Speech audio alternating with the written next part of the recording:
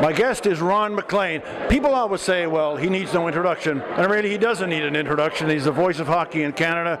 Ron, first of all, welcome to Glace Bay and this whole experience in Rogers Hockey Night. Well, honestly, Dave, I just went by the Savoy Theatre and saw the kids all lined up and their folks. What an atmosphere. I don't have to tell you, this is great hockey country and always has been. And funny enough, we have the Trues performing on our broadcast today, and they're singing a song called Vintage Love in a Modern Age, and it kind of reminds me of what it must have been like in the 1940s when the miners and the millionaires were going head to head.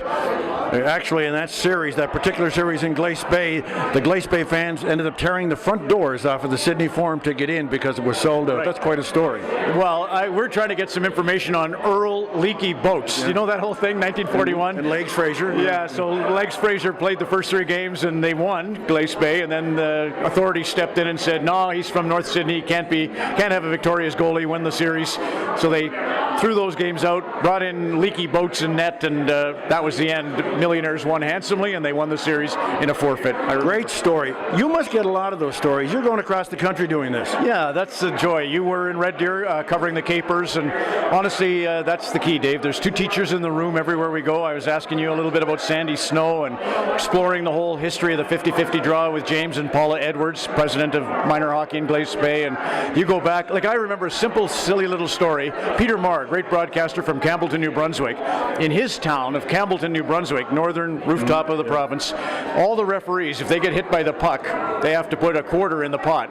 And if they get hit by the puck and it costs a goal, 50 cents in the pot, and at the end of the year, that's how they throw their party. And I just thought, what an admirable thing for the referees to actually take ownership of getting in the bloody way. You know, most refs look at the guy shooting the puck and say, watch where you're shooting, you dummy. Not in Campbellton. They're actually forgiving, and they have to pay for the sin they've committed. Ron, when Hockey Night in Canada made their change, I'd be remiss if I didn't ask you this question, because I think my wife especially, there was a hue and cry across the country to have Ron go back to Hockey Night in Canada. Not taking anything away from George Strombolopoulos, but how did you feel about that? Because you knew there was a... Well, Dave, it was such a strange time.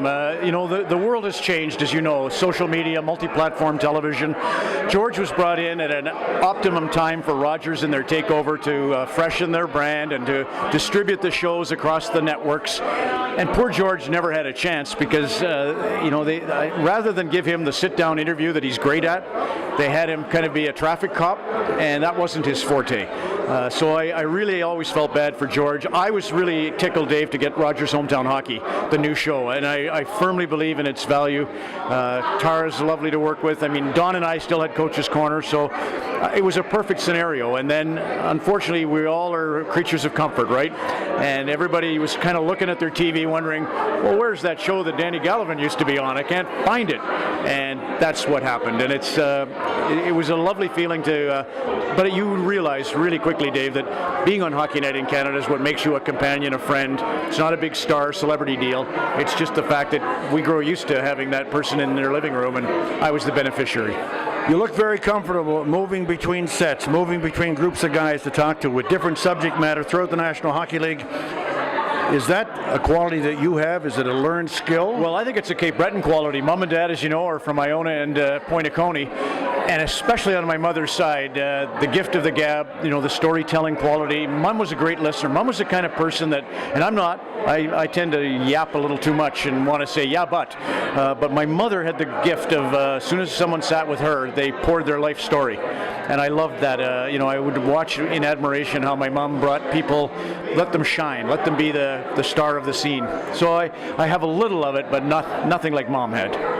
One other question, and that is minor hockey. Right across this country, we know like only the very few people make it to the National Hockey League, but is it about the making it to the National Hockey League, or is it about the journey to get there? Well, of course, it's for sure about the journey, but it's also about playing the rest of your life. I still play. I'm 58. I play twice a week, Tuesdays and Wednesdays, and you know, it's a great social skill. The dressing room is devoid of rank and culture and race and class and any of that stuff. It's just a great hang, and so learning the game will be something you'll enjoy the rest of your days. And obviously, the lessons from sport are invaluable. You know, nowhere else are you confronted with teamwork in such a way. You're really like it is the closest thing to soldiering, where it's love. You want so desperately to be there for your teammate, and what a great quality to espouse. So obviously hockey, it's just part of Canada, and it's I always, with hometown hockey, just seeing, as I said today in Glace Bay, what it represents. Proud. I'm not big on pride, but I do feel a great sense of gratitude. Ron, great to meet you again. Cheers, Dave. Yeah, you too. All the best. Thank you.